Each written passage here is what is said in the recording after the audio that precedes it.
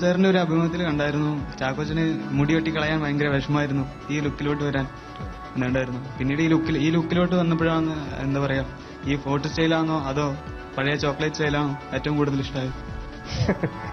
ഞാനിതിൽ ഭയങ്കര കംഫർട്ടബിൾ ആണ്. കാരണം മറ്റത് ഭയങ്കര കാറ്റൊക്കെ വരുമ്പോൾ നമ്മൾ ഭയങ്കര കോൺഷ്യസ് ആവും, മുടിയൊക്കെ ഇങ്ങനെ കറക്റ്റായിട്ട് ചെയ്യുക. ഇതിൽ അങ്ങനത്തെ ഒരു എന്താ പറയുക ഹിൻഡ്രൻസും ഇല്ലായിരുന്നു, ഒരു പ്രശ്നങ്ങളില്ലായിരുന്നു. കാറ്റൊക്കെ കൊടുങ്കാറ്റൊക്കെ വരുമ്പോൾ നമ്മൾ നെഞ്ചു വിരിച്ച് തല ഉയർത്തി തന്നെ ഫേസ് ചെയ്തിരിക്കും. അപ്പോൾ ഞാൻ വളരെ അറ്റ് ഈസായിരുന്നു, വളരെ കംഫർട്ടബിൾ ആയിരുന്നു ഈ ഒരു ക്യാരക്ടറിലേക്ക് മാറാനായിട്ട്.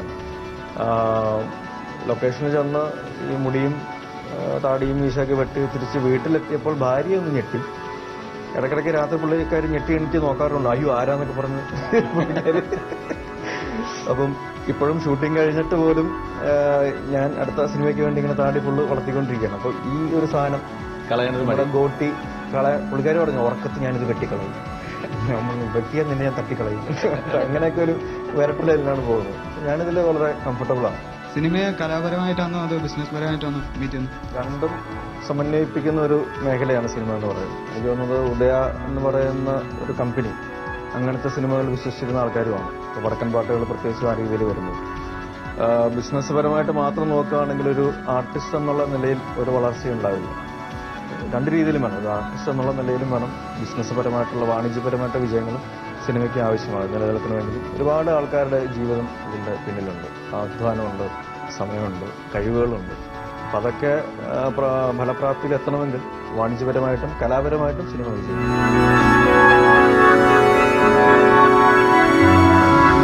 എനിക്ക് തോന്നുന്നു ഈ ജസ്റ്റ് റിമെമ്പർ ദാറ്റിൽ ഏറ്റവും കൂടുതൽ ചോദ്യം ചോദിക്കാൻ പറ്റുന്ന ആള്, കാരണം ഇത് 4 പടമല്ലേ ആയിട്ടുള്ളൂ.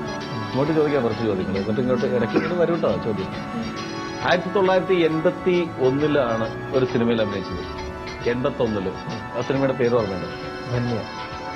ബാലതാരമായിട്ട് പാച്ചിക്കായിരുന്നു എന്റെ ഡയറക്ടർ. എന്റെ അപ്പനായിരുന്നു എന്റെ പ്രൊഡ്യൂസർ. ശ്രീവിദ്യാമ്മയുടെ മടിയിലിരിക്കുന്ന ഒരു കൊച്ചു കുട്ടി.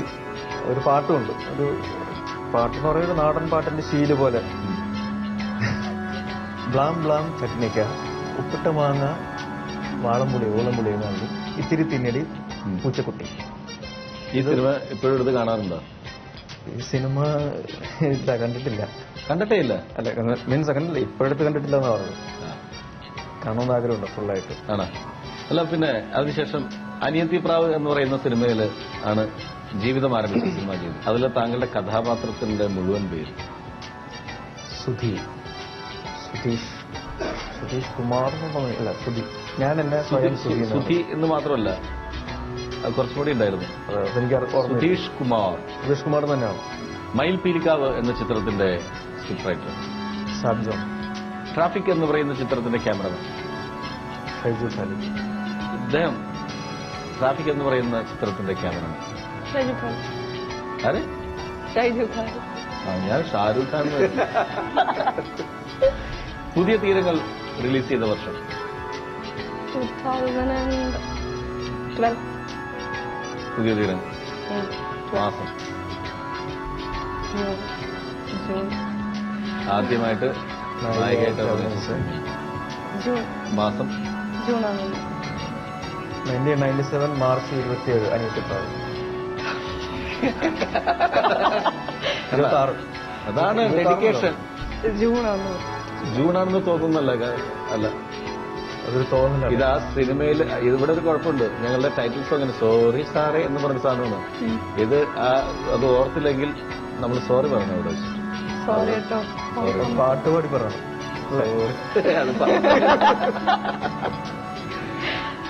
വർഷം 2012, മാസം സെപ്റ്റംബർ, ദിവസം 27. ഇനിയെങ്കിലും ഓർമ്മ വെക്കും. എന്റെ ബർത്ത്ഡേ ഏത് മാസം? സെപ്റ്റംബർ 19 ജനിച്ച ആളാണ്. സെപ്റ്റംബർ 27 റിലീസ് ചെയ്ത സ്വന്തം പടം മറന്നുപോയി. ഓർമ്മയില്ലാത്ത അതാണ് അയ്യോ വാക്ക് പറഞ്ഞു.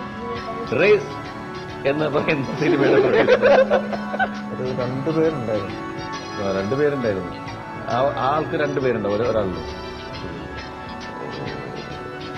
വർഗീസ് എന്ന് പറഞ്ഞ ജോർജ് വർഗീസ്.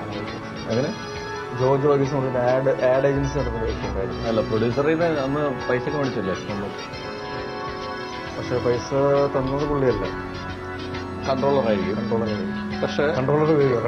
കൺട്രോളറുടെ കേസ് എന്നാ പിന്നെ കൺട്രോളറുടെ കേസ് പറഞ്ഞാൽ മതി. ഫുൾ നെയിം അത് കാശ് മേടിച്ച സമയത്ത് ഒരു കൺട്രോൾ ഇല്ലാതെ മേടിച്ചതിന്റെ പേരിൽ പ്രൊഡ്യൂസറുടെ പേര് ഓർമ്മയിട്ടോ? റേസിന്റെ ഫുൾ അല്ല, കറക്റ്റായിട്ട് ഓർമ്മയില്ല. ഈ രണ്ടുപേരുടെ ജോസ് കെ ജോർജ് എന്ന് പറയുന്ന ആള്. ജോർജ് ജോഗീസ് അല്ല, ജോസ് കെ ജോർജ് അദ്ദേഹം ആണ് ഒരു പ്രൊഡ്യൂസർ. അദ്ദേഹത്തിന്റെ ഒരാളും കൂടെ ഉണ്ട്. പുള്ളി ഇപ്പം ഒരു ചാനലിന്റെ ഷാജി ഡോക്ടർ ലവ് എന്ന് പറയുന്ന സിനിമയുടെ പ്രൊഡ്യൂസർ. തോമസ്.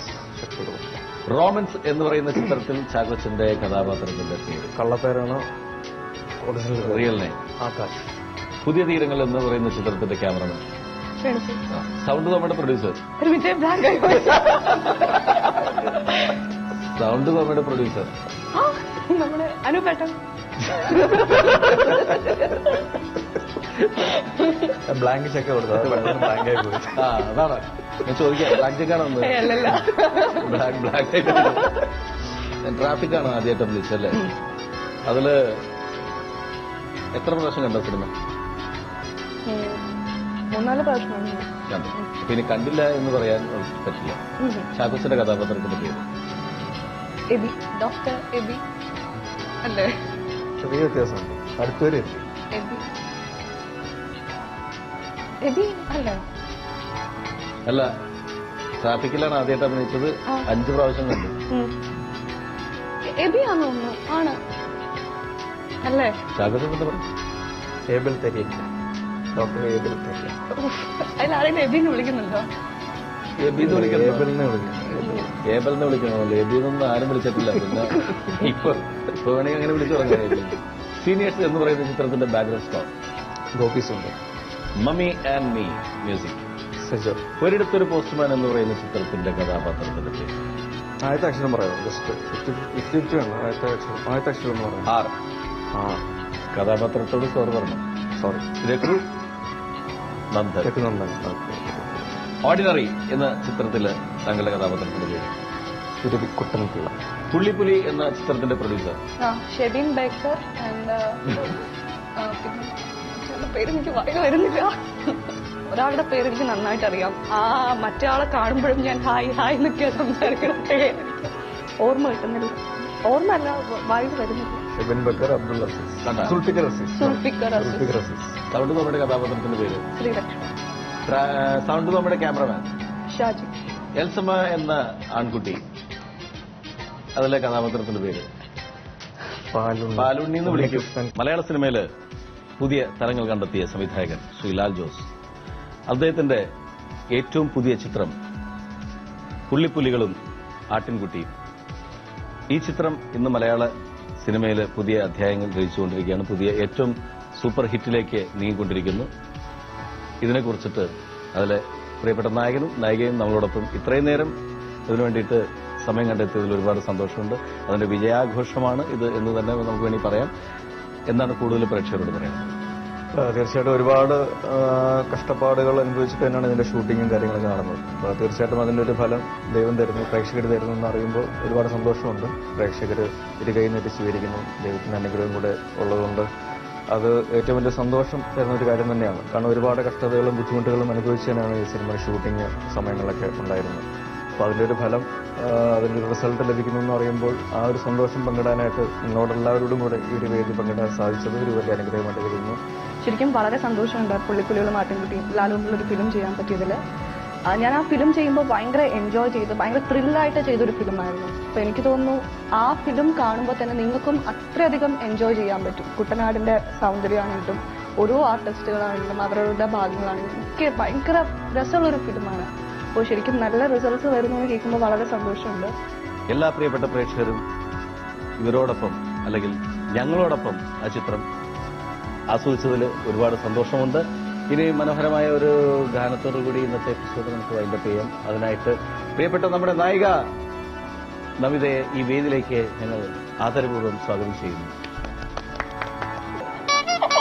ഞാൻ പറഞ്ഞ ഇമേജ് എല്ലാം ഇന്നത്തോടെ തകരാം. Thank you.